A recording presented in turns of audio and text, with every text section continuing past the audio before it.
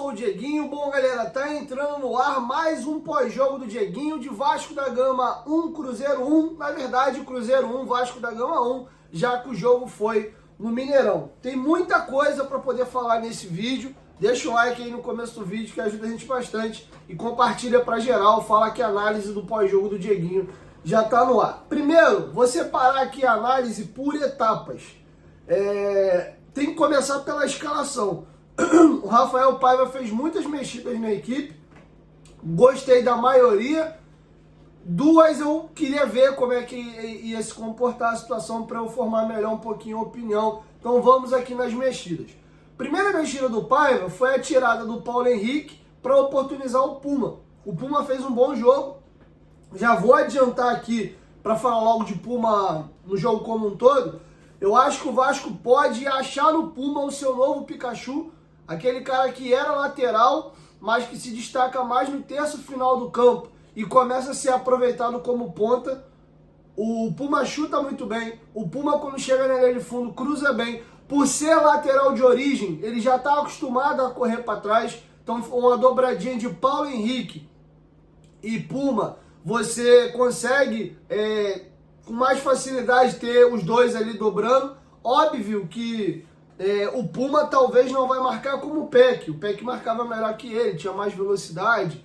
O próprio Adson, que também, mesmo sendo mais franzino, o Adson marca bem, recompõe, mas correr para trás ele vai. O problema do Puma, na minha opinião, é quando ele joga de lateral e fica ele no mano a mano sem cobertura, tá? Mas o Puma fez um ótimo jogo hoje, participou no lance do gol. Ele te dá muito essa finalização, pisa na área. Então eu acho que o Puma pode começar a ser mais aproveitado de ponta do que de lateral. Até porque a nossa lateral tá bem servida e os dois jogadores se complementam. O PH segura lá atrás, quando precisar carregar essa bola até o meio do campo, o PH faz bem, mas o PH faz mal o acabamento da jogada, a finalização, o cruzamento, e aí ele pode transferir para o Puma. Puma, agora vai, eu defendo, conduzo e você conclui, seja chutando no gol ou fazendo um cruzamento. Então, pode ser que dê certo, quero ver mais vezes.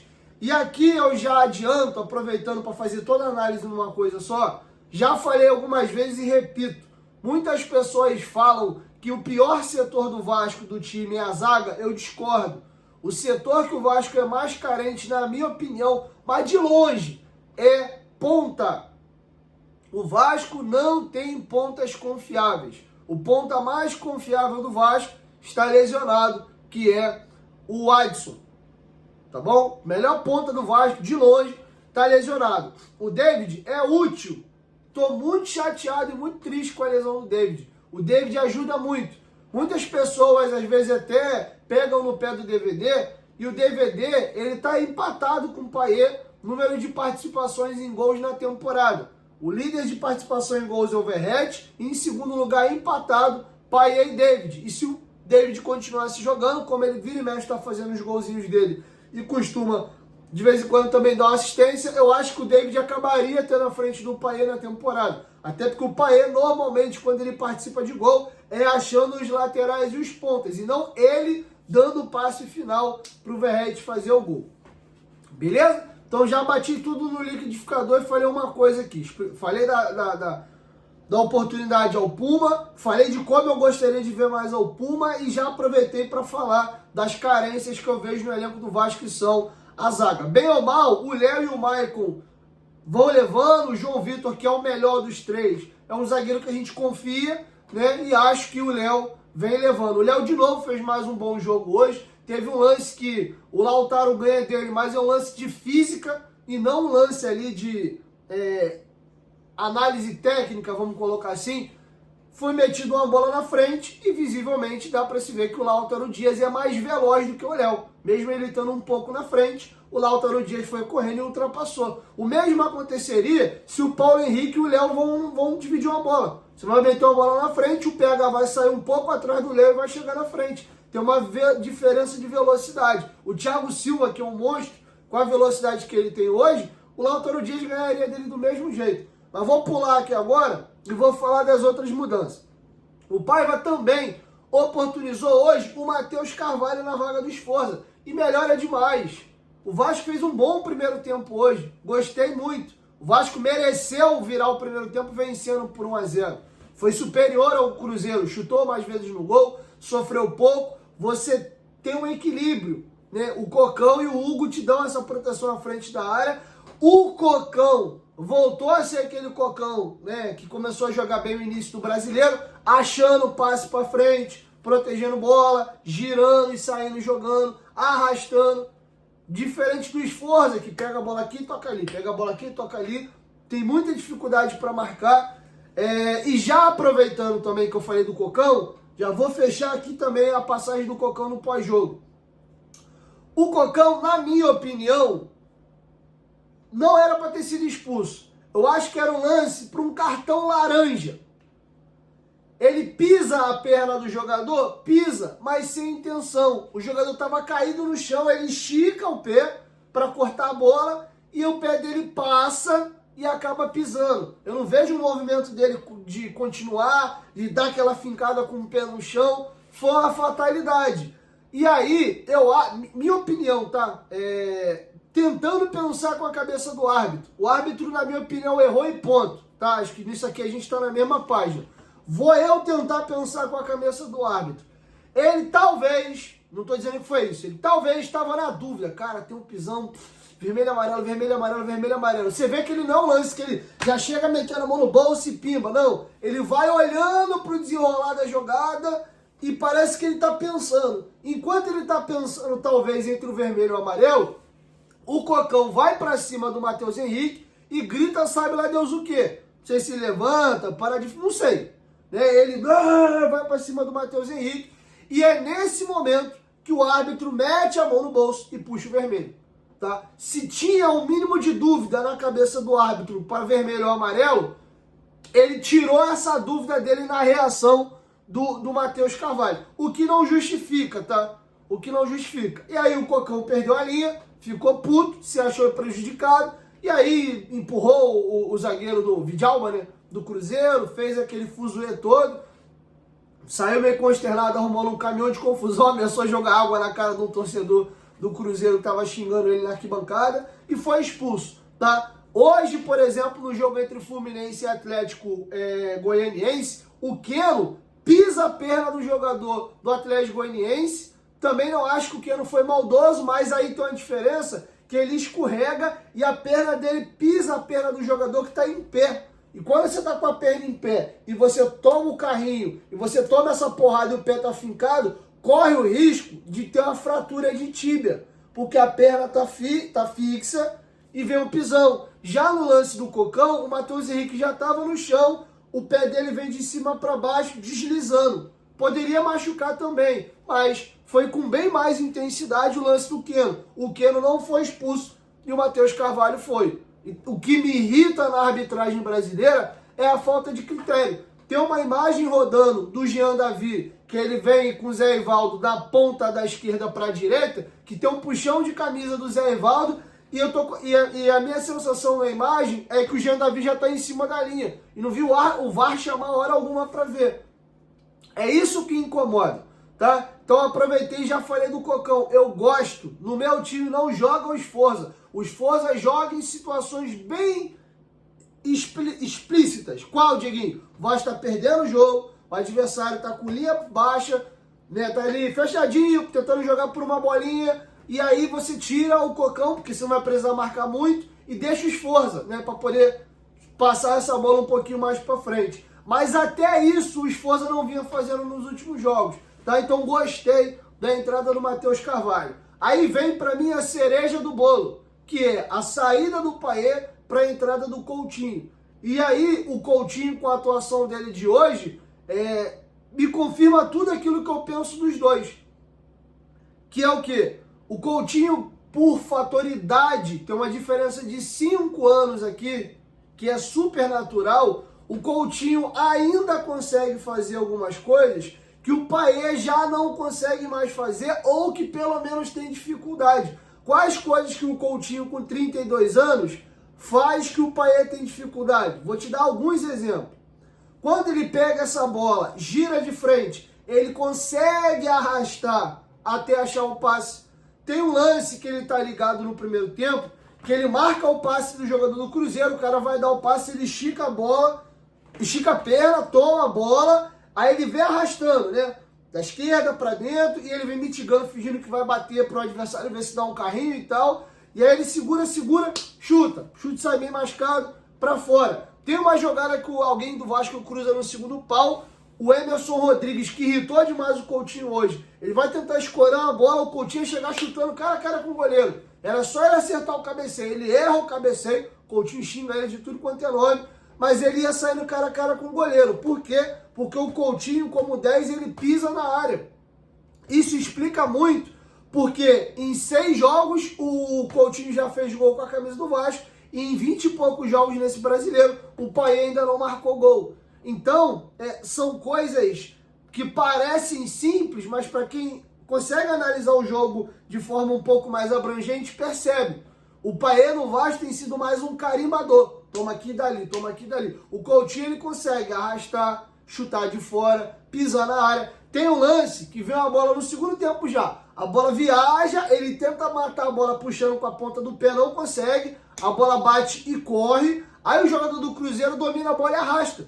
Ele consegue correr atrás do jogador do Cruzeiro, tomar a bola dele e puxar o contra-ataque pro Vasco. O Payet ali, ele poderia talvez ter feito o melhor que o Coutinho, era ele conseguir dominar a bola. Mas, repetindo o lance, o Payet tenta dominar e corre, ele não ia ter força para voltar correndo atrás do jogador, ganhar na velocidade e tomar a bola e puxar esse contra-ataque. Então, com o Coutinho no time, o Vasco ganha mais frescor. E o Coutinho não está conseguindo jogar ainda melhor, porque ele ainda precisa ganhar ritmo de jogo, melhorando a forma física. E tem uma coisa que você dá para ver que o Coutinho tá puto da vida. Não é puto com P maiúsculo. É a dificuldade e a limitação. Deixa eu até tomar cuidado com as palavras aqui. A dificuldade de raciocínio e a leitura de entendimento de jogo dos jogadores do Vasco. O Coutinho estava quase dando um soco no Emerson Rodrigues hoje já. E olha que o Coutinho é um cara mais introspectivo, mais mudo. E eu tô vendo, isso, né? Ele acha até que ele tem que dar uma dosada. Porque, normalmente, quando tem um jogador visivelmente esbravejando e dando um pouco de chilique contigo, às vezes o cara, ele fica introspectivo e ele retrai. Principalmente se o cara não tiver personalidade. E ainda mais por ser o Coutinho. Caraca, e porra, mano, eu tô deixando o Coutinho puto. Talvez o cara murcha. Ele pode dar o esporro, ele pode dar o chacoalhão, mas não vamos. Porque aí eu acho que tem que ter o entendimento de que assim, eu posso cobrar isso do Emerson, ou o que ele tem para me entregar é só isso. Se ele for cobrar do Emerson, ser um cara inteligente, tomar bem decisão e pensar com a cabeça dele, ele vai se frustrar. Ele não vai conseguir entregar isso. Ele é muito limitado aqui, ó, na cabeça. Muito. Não só ele. Ele, o David e o próprio Verratti. O Verratti na área é um monstro. Com a cabeça, com o joelho, com a perna, posicionamento, perfil de liderança. Na área, ele é um monstro. Na cabeça, então, é top 1 no Brasil. Ele e o Calera ali brigando taco a taco, mas ainda bota o Verratti aqui. Mas quando o Verratti sai da área, e aí o Coutinho dá a bola no Verratti e devolve o Verratti, vou correr aqui. O Verratti mastiga a bola, dá o passe de canela, sai com bola e tudo para lateral. Então você vê que o Coutinho tá ficando assim, pau da vida, que às vezes ele dá a bola. Teve um lance que aconteceu no primeiro tempo, que ele tocou a bola no João Vitor e passou. O João Vitor dominou, o Coutinho se movimentou, abriu espaço, era só o João Vitor dar o passe por dentro, o Coutinho girar e arrastar a bola na direção do gol. O João Vitor segura e dá o passe no Puma. O Coutinho dá aqueles pulinhos, aqueles kicks dele. Caramba, eu dei a bola, eu passei para receber, consegui ocupar o espaço vazio. Me dá, cara, eu sou o armador do time. Lembra que eu sou o diferente aqui? Pensa comigo, me procura. E aí frustra o cara. Ele, toda hora, teve um lance, o Coutinho pega a bola na esquerda, aí ele vai, segura, gira, abre o passe lá na direita. Não vou lembrar quem foi agora. Aí esse jogador na direita dá no Emerson Rodrigues. O Coutinho acompanha a jogada, chega na área, Aí o Emerson Rodrigues tem o Verratti na área marcado e o Coutinho vindo de frente sozinho. Ele tenta jogar a bola pro meio da área e vai o Coutinho dar piti, chilique de novo, puto da vida. Não dá, cara. Então, assim, fiquei empolgado com o que eu vi do Coutinho. Já deu pra ver que ele tá com força, tá conseguindo se movimentar. Os primeiros jogos dele foram muito ruins, assim que ele chega. Ruins que eu digo no sentido de mobilidade, de força, de conseguir arrastar. E percebi também que o adversário tem respeito por ele. Dificilmente você vê quando o Coutinho dá a bola, domina a bola, o cara dá o bote. O cara sempre para na frente dele e deixa ele primeiro tomar a iniciativa. Ele ir pro drible, ele dar o passe, e isso é bom, porque você ganha sempre 1-2 segundos. Se os jogadores ao redor do Coutinho entenderem que o adversário respeita demais ele, e quando ele domina, normalmente o marcador para na frente dele, não tenta o bote, com medo de dar o bote ele dá a finta, você consegue se movimentar nessa que o marcador para na frente do Coutinho. Se um Cocão ataca o espaço, sei lá, o David faz um facão, ele consegue meter essa bola. Então, o Coutinho agrega muita coisa ao Vasco. E isso ainda não estando na plenitude da forma. Eu não tenho mais dúvidas de que o Coutinho vai ser o grande diferencial desse time do Vasco. Falta para ele coleguinha. O Adson tá fazendo muita falta nesse time. Porque diferente dos outros jogadores, da maioria do elenco do Vasco, o Adson é inteligente. Ele é um cara que lê bem o jogo, ele joga aberto, mas tem característica de meia. Ele sai da ponta para o meio para fazer esse 1-2. Ele tem bom refino com a bola. Ia ser muito bom ver Adson e Coutinho se aproximando para fazer tabela. Uma jogada que o Coutinho fazia muito na seleção e na Europa, que eu vejo dificuldade disso dar certo no Vasco, é aquela jogada que ele faz um jogador de parede. Ele domina a bola aqui, tem um exemplo o Verratti. O Verratti está um pouco mais à frente. Ele faz a leitura da jogada, eu vou dar intuito e já vou correr. Você só dá um toque na bola. Já entenda que eu tô te olhando para te fazer de parede, eu vou correr no espaço vazio, você só rola essa bola de volta ou pisa, que eu vou chegar já batendo. Falta entendimento e leitura para os jogadores do Vasco acompanhar o raciocínio do Coutinho. Para o Vasco ter uma temporada 25 melhor, tem que contratar um zagueiro? Tem. Precisa de mais um para eu ter 4 bons zagueiros. O Léo e o Maicon como opções de banco é ótimo, tá? É muito bom. O João Vitor e mais um te dá uma baita segurança. Você tem 4. Legal, tá? Já fica bom. Tem que contratar zagueiro. Mas se o Vasco quer ser um time competitivo mesmo, com chance de beliscar, brigar por Libertadores e até ganhar alguma coisa, o primeiro movimento do Vasco é contratar 2 pontas de peso. Chegou os caras que vão fazer gol, vão dar assistência, vão me ajudar a correr para trás e a recompor. A gente precisa de um Paulinho, de um Luiz Henrique, de um Júnior Santos, de um Luiz Araújo, de um Estevão. É esse tipo de jogador que falta ao Vasco para dar o salto de qualidade. A gente hoje tem 3 boas opções de camisa 10. Tem hoje o Coutinho, o Payet pode ser uma boa opção de segundo tempo. O Estrela, que é jovem, inclusive pode ser aproveitado de ponta esquerda também. Quando voltar, também tá ali. Então tem 3 boas opções aqui de camisa 10. Volante, tem Hugo, Jair, Paulinho, Cocão. Começa a clarear com o retorno das lesões. Precisa trazer mais um.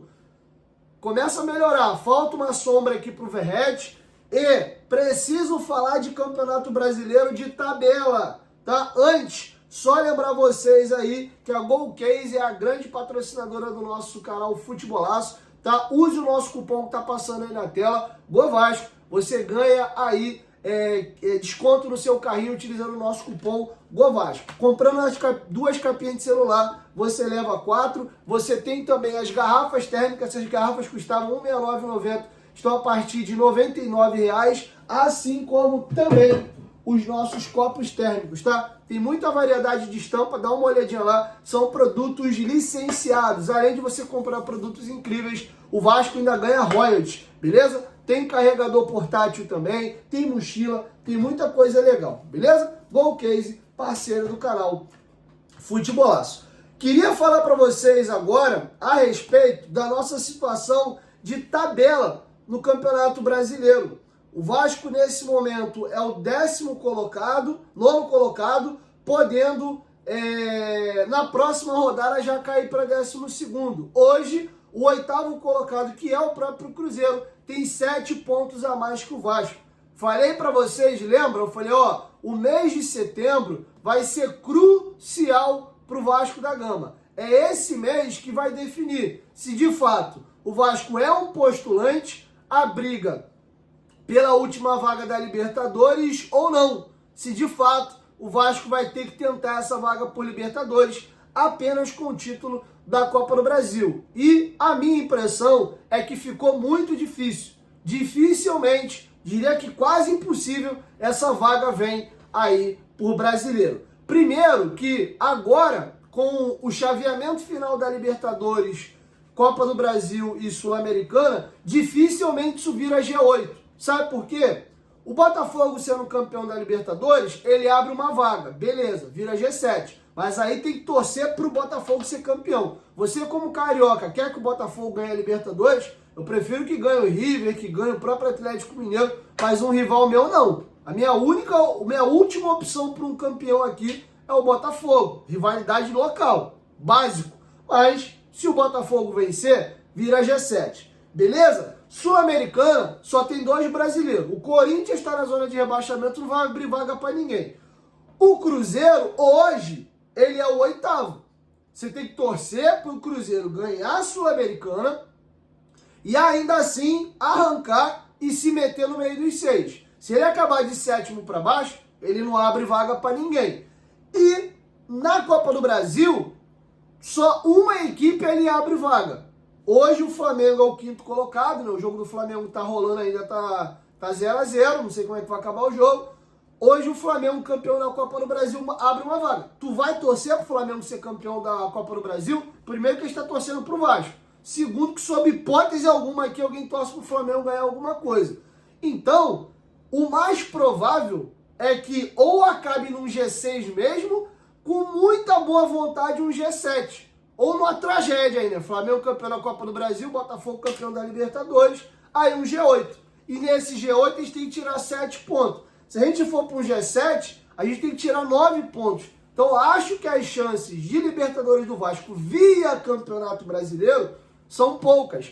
E o que tirou essa chance do Vasco de pré-Libertadores, ou pelo menos reduziu muito, foi a tabela que a gente tinha. E eu falei que passava por aqui e eu já imaginava que era esse cenário que nós iríamos ter para o mês de setembro, com o Vasco pontuando pouco. O Vasco empatou com o Flamengo, o Vasco perdeu para o Palmeiras e empatou com o Cruzeiro. Resultados normais. Imaginando que o Vasco poderia tropeçar nessas 3 rodadas, já imaginava o Vasco perdendo gordura aí, inclusive posição. O Vasco chegou a ser o 8º, agora é o 9º, na rodada anterior estava em 10º, ganhou uma vaguinha agora porque empatou e o Galo perdeu, né? Então o Vasco tá para trás. Lembrando que o Atlético Mineiro, que hoje é o 10º colocado, tem 2 jogos atrasados. O Galo ainda pode fazer esses 6 pontos aí e saltar bastante na tabela. Tá bom? Então acho que tá bem claro aqui que o Vasco, de fato, se quer sonhar com Libertadores, ele tem que buscar isso na Copa do Brasil. Então acho que mais do que nunca a gente tem que focar no título da Copa do Brasil. Dá para ganhar, são 4 jogos, não somos favoritos, mas dá para ganhar. É uma camisa pesada, jogo de Copa, lá e cá, um jogo lá, um jogo cá, jogando certinho, vai ter que remar muito. A gente não é favorito contra ninguém. Contra o Corinthians o jogo é parelho, mas contra Galo e contra Flamengo, se rolar, a gente não é favorito, tá? E aí quando eu falei no Futebolaço Podcast ou aqui algumas vezes, galera, calma. Curte o momento, já tá bom. O Vasco tem um time limitado, lamba os beijos. A gente tem um elenco super limitado, a gente achou que ia cair. Estamos entre os 10 primeiros. Não fica jogando pressão. Todo resultado ruim do Vasco vira uma pressão danada. Porque eu vejo uma galera cobrando o Vasco que ele tem que ganhar todos os jogos, ou ele tem que estar beliscando pontos de todo mundo. Sendo que eles têm um time limitado, cara. Se o Vasco acaba o ano em 9º e semifinalista da Copa do Brasil, finalista ou campeão da Copa do Brasil, o ano tá maravilhoso. Se for campeão da Copa do Brasil, irmão, eu corro risco de vida, de eu ter um troço na comemoração. Então, quando a gente tem umas análises um pouco mais pé no chão, aprendam a ouvir aquela pessoa, às vezes, um pouco mais sensata, sem levar pro lado do pessimista, do pensar pequeno, não é, cara, é só olhar a nossa limitação. Se eu tivesse, por exemplo, o elenco do Flamengo, o elenco que o Atlético Mineiro, por exemplo, tem, tá atrás da gente, eu, como torcedor do Galo, eu estaria puto.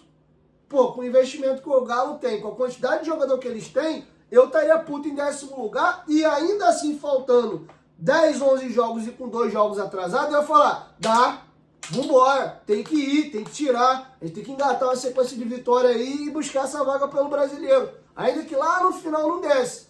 Mas o elenco do Vasco, você não pode cobrar que esse time ganhe 4, 5 jogos seguidos. Pode acontecer? Pode, mas não é isso que a gente deve cobrar. Então, isso não é ser pessimista, é só ser um pouquinho realista e botar um pouquinho mais a mão na cabeça. Quis falar do âmbito geral do time como um todo, que a gente está no encerramento aí do mês de setembro e vamos agora para o jogo da Copa do Brasil. Para finalizar, vou voltar ao jogo e a gente finaliza. Antes, só lembrar vocês que a PagBet é parceira do canal Futebolaço. Na PagBet vocês têm aí a beleza de poder fazer suas transferências através de Pix. A PagBet é a mais democrática do mercado, que com apenas R$1 você já está apto a fazer suas apostas, beleza? Cadastro simples e desburocratizado, atendimento 24 horas por dia humanizado. PagBet, parceira do canal Futebolaço, o link tá aqui ó, no primeiro comentário fixado. Sobre o jogo, galera, foi um jogo no primeiro tempo que o Vasco foi levemente superior, mereceu 1-0. Muito legal esse gol ter vindo de novo do Paulo Verratti. O Verratti que nesse momento divide a vice-artilharia do Campeonato Brasileiro com alguns outros jogadores. O Verratti tem 9, o Estevão tem 9, o Hulk tem 9, o Flaco Lopes tem 9 e o Luciano tem 8. Hoje o Verratti está a 2 gols do Pedro, que é o artilheiro do campeonato, está fora da temporada. Dá para buscar essa artilharia. Lembrando que o Verratti já é o artilheiro da Copa do Brasil e dificilmente alguém tira esse posto dele. Seria muito legal no primeiro ano do prêmio Roberto Dinamite esse prêmio vir para um jogador do Vasco. Estou torcendo muito para o Verratti marcar o seu gol. De novo o Verratti fez o que se espera dele. Dentro da área, carambolou uma bolinha, botou no fundo da rede, apesar de ter tido um pouquinho de dificuldade quando jogou fora da área. Sobre o time do Vasco, foi um time ligado, intenso, conseguindo explorar os erros do Cruzeiro e até propor jogo na primeira etapa. Conseguiu achar o seu gol. Os 2 gols saíram de bolas paradas, né, de escanteios. Vasco bate escanteio, vem um corte ali da zaga do Cruzeiro. O Puma Rodrigues faz algo que eu costumo reclamar, mas que hoje deu certo. Essa bola viajando, que o jogador vem chutando tudo. Normalmente essa bola estoura lá na arquibancada e ele consegue finalizar na direção da área. O Hugo Moura ataca a bola, o Cássio faz uma grande defesa, volta. O Verratti cutuca pro fundo do barbante e faz o gol. O gol que o Vasco toma é um escanteio batido curto, né? Vem a bola metida na área, o Zé Ivaldo em posição legal faz o gol, um golaço. Muito bem colocada. Foi muito bem cabeceada a bola por ele lá. Ele ia ficar muito feio isso que eu ia falar anteriormente. Mas vamos lá. Ele teve um bom cabeceio ali, só entrava ali porque o Léo Jardim voou na bola, um golaço, cara. Mas temos que falar que o Piton foi mole na jogada. Primeiro que já não gosta do posicionamento, o Zé Ivaldo é um dos melhores cabeceadores deles, tem uma diferença boa de estatura, o Piton não é um bom cabeceador, e aí não é o Piton para estar marcando o Zé Ivaldo. Mas ainda que não era para ser ele, já que tá, pô, Piton, que displicência, nem para subir para tentar incomodar o cara, no máximo ele só tenta botar o braço no Zé Ivaldo aqui. O Zé Ivaldo sobe como quem tá disputando com um cone, faz um movimento de cabeceio perfeito, faz o gol. E o Vasco correu o perigo no segundo tempo de tomar a virada. Caio Jorge com 6 minutos, Zé Ivaldo com 8, Lautaro com 10. Essa jogada do Lautaro, ele furou, deu um cruzamento da direita, era só ele chapar para fazer o gol, ele mete o pé por cima da bola, graças a Deus, ele fura e a bola sai para a lateral. O Zé Ivaldo faz o gol aos 14, o Caio Jorge finaliza uma bola com 26, o O Peralta tem uma com 50, o Matheus Henrique tem uma com 48, que o Léo Pelé até corta, né, não tão forte assim, a bola sobra para ele. O Vasco riu na cara do perigo. E a expulsão do Cocão foi com 34, 35. Antes da expulsão do Cocão, o Vasco já estava tomando sufoco. E aonde que o Vasco começa a tomar sufoco? Nas alterações do Rafael Paiva. Não sei, vou até ouvir a entrevista coletiva dele. Pode ser que as alterações que ele fez foi já pensando na Copa do Brasil. Coutinho, vem. Vou botar agora o Sforza. E espero eu que o Sforza tenha sido banco hoje por opção técnica e não pensando em poupar. Porque se o Paiva começa contra o Atlético com o Sforza de volante, eu vou ficar chateado. Espero eu que não tenha sido isso. O Hugo, que é um jogador que dificilmente joga 90 minutos, tem jogo quarta-feira, já perdemos o David. Vem Hugo, meu melhor volante, vou tirar logo.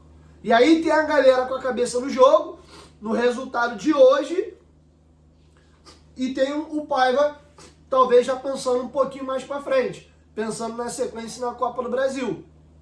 E aí, tá certo ou tá errado? Se o Hugo Moura fica e lesiona, talvez ia ter uma galera reclamando. Mas enfim, ele tirou o Coutinho e tirou o Hugo. Ele entra com Sforza ao lado do Cocão, traz o Jean Davi para jogar de camisa 10. E o Puma entra de ponta direita. É a movimentação que ele faz. Gosto do Puma na ponta, não gosto do Sforza de volante e acho que o Jean Davi fez um jogo ok. O questionamento aqui é, por que o Payet não entrou? Será que ele guardou o Payet, que vem jogando vários jogos e aí tá um pouco cansado? Ó, vai ficar fora, foca no jogo da Copa do Brasil. Beleza. Se foi previamente combinado, tinha um risco de lesão, ok. Beleza. Mas se não foi isso, não entendi. O Payet poderia ter entrado na vaga do Coutinho pra gente manter a criatividade. O Vasco perde a criatividade no meio e passa a virar um time de transição. Bola esticada, bola esticada. O Emerson fez um jogo hoje pavoroso, errando tudo, errando domínio, tomando decisão errada, errando cabeceio. Cara, o Coutinho faltou dar uma tapa nele hoje. Mas errou muito, cara, jogou muito mal. E hoje era um jogo também, pensando já na Copa do Brasil, para experimentar. O Ryan vem mal, a gente está precisando mexer, pensar, achar esse ponta. O Emerson fez um jogo horroroso. O jogo do Emerson hoje não credencia para ele ser titular quarta-feira. Então o Ryan tem que voltar? Não. Também acho que não. Aí o problema é quem joga. O Jean Davi, deu para ver hoje que ele joga melhor pela esquerda do que pela direita. Então quem joga? Vai o Puma de ponta direita? Vou ser sincero, para o jogo do Atlético eu dava uma oportunidade ao Puma. Porque o Puma fez mais um bom jogo. E o Emerson se mostra ser um jogador útil, jogando de forma no contra-ataque, com campo para correr e pegando o adversário mais cansado. Quando ele tem campo para ele correr com a bola, arrastar, ele vai bem. Quando o adversário está postado e você exige inteligência e mais refino técnico para acabar a jogada no espaço curto, ele se enrola todo com a bola. Então acho que ficou claro no jogo de hoje que o Emerson é uma boa opção sim no grupo para entrar no segundo tempo. O problema é que não tem David, não tem Adson. Agora, irmão, sendo sincero, o Puma virou para mim uma boa opção de ponta direita, que eu acho que é o melhor que o Puma tem para entregar, do terço final para o final do campo. Vamos ver o que o Paiva vai fazer. Tá bom? O Vasco acaba tomando gol. Acho que o placar, pelas circunstâncias, não foi ruim. Claro que eu queria a vitória, dava para ter ganho. Né? Foi de novo um gol no lance evitável, né? Não foi uma falha clamorosa, meu Deus. Não, o adversário tem mérito também. O Piton podia ter ficado mais ligado, talvez, não sei. Talvez se ele atrapalha ali um pouquinho mais o Zé Ivaldo, não sai o gol. Ou não, talvez ele sobe ali, o Zé Ivaldo ganha no alto mesmo e faz o gol. Mas que incomoda. A forma que o Piton vai pra bola, incomoda. Isso é fato. E vejo muito a galera batendo no Léo Pelé quando o gol sai no lado dele, quando ele erra. Mas não vejo a mesma energia e a mesma disposição para criticar o Lucas Piton quando o gol sai em cima dele. e tem saído alguns gols em cima do Lucas Piton. Não tô pedindo para ele sair do time, tá? Não tô. Ele tem que ser titular e ponto. Mas que ele merece umas cobranças e uns puxões de orelha, merece.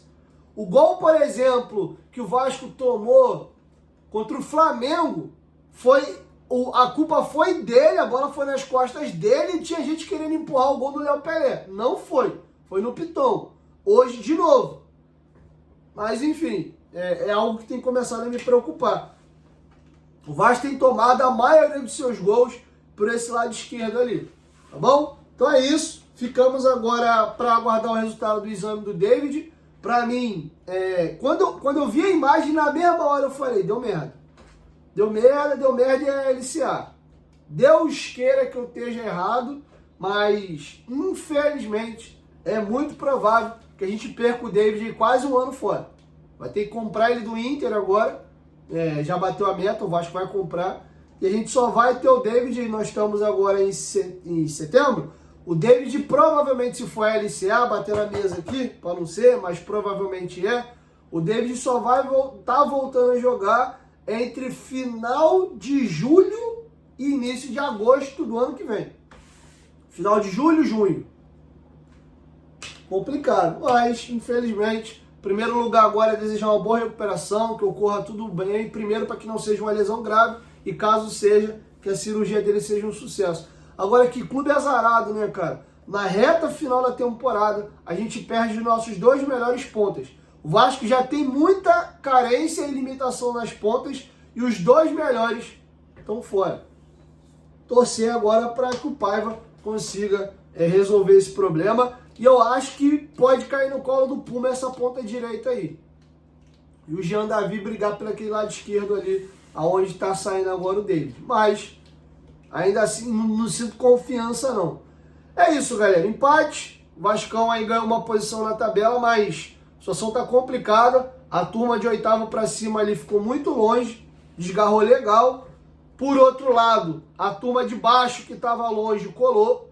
Não vai acontecer. Mas se o Vasco tropeça na próxima rodada, a gente pode, por exemplo, não consegue cair até 12º, porque o Vasco tem uma vitória a mais. A galera ali tem tudo 8 vitórias, o Vasco tem 10. Mas em pontuação já dá para essa galera toda empatar com o Vasco. É torcer para a gente ganhar esse jogo aí do Juventude, né? Dar uma respirada, 39, né? Respira, se mantém no pelotão de cima. E aí ver que bicho que vai dar nesse jogo com o São Paulo. Depois do jogo do São Paulo, aí é que vem o jogo atrasado com a equipe do Cuiabá. Tá bom? Então é isso. Assim eu vou encerrando com vocês o meu pós-jogo. E é isso. Foco total agora quarta-feira e que o Paiva consiga aprender algumas lições. Cocão titular, Coutinho titular, Paê entrando no segundo tempo. E eu acho que o Puma pelo menos merece a oportunidade de ser o titular na quarta-feira contra o Galo. Vai ser difícil, a gente vai precisar ralar muito o bumbum lá, tentar voltar com pelo menos um empatezinho, se conseguir uma vitória, lamba os beijos, para a gente tentar trazer o jogo e chegar vivo em São Januário.